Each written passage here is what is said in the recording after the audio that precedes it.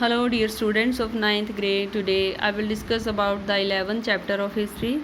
We have read this chapter up to the page number 94, 98. So we will proceed further from the principle of Renaissance. The Renaissance was not a sudden or simultaneous development. It was based on the certain belief of what is right or wrong. It had certain features which touched different aspects of life. The common people, the aristocrats, the kings, and even the popes were affected by it. Humanism was regarded as the most remarkable phenomena of Renaissance. It was a product of the spread of education and learning. The word humanism was derived from the Latin word studia humanitate, or studies of mankind. Basically, it meant a decisive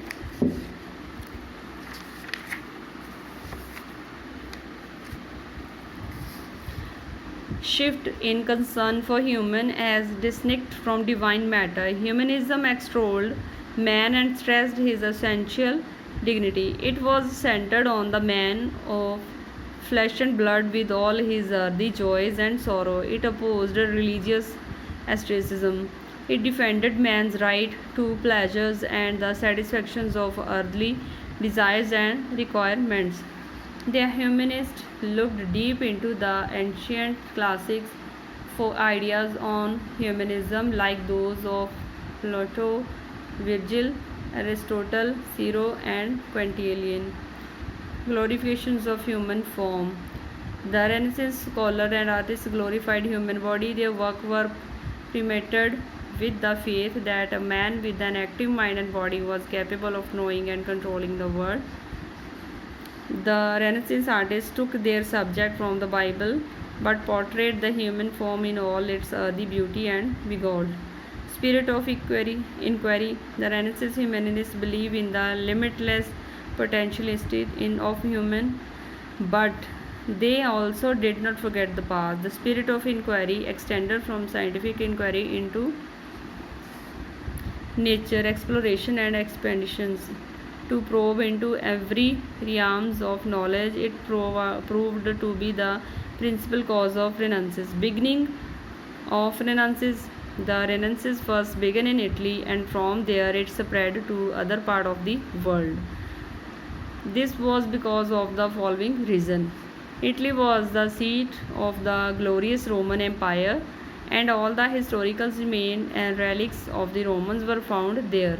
सबसे पहले जो है renaissance है वो कहाँ begin हुआ था? Italy में. क्यों? क्योंकि Italy was the seat of the glorious Roman empire. ठीक है. हिस्टोरिकल रिमेन जो है वो कहाँ पर रखे जाते थे?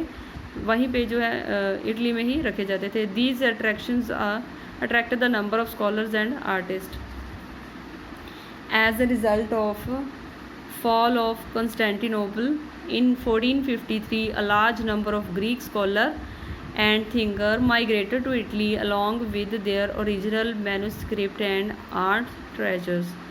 These scholars not only instilled a spirit of inquiry and enthusiasm among the people of Italy, but also encouraged a large number of Italian artists and men of letters to produce masterpieces of art and literature. The enormous wealth which Italy had accumulated as a result of trade with the East also contributed to the rise of Renaissance. The wealthy merchants of Italy patronized the artists and literary figures that used their wealth for the revival of classical culture and literature. So this is about the beginning of Renaissance, its effects. Thank you.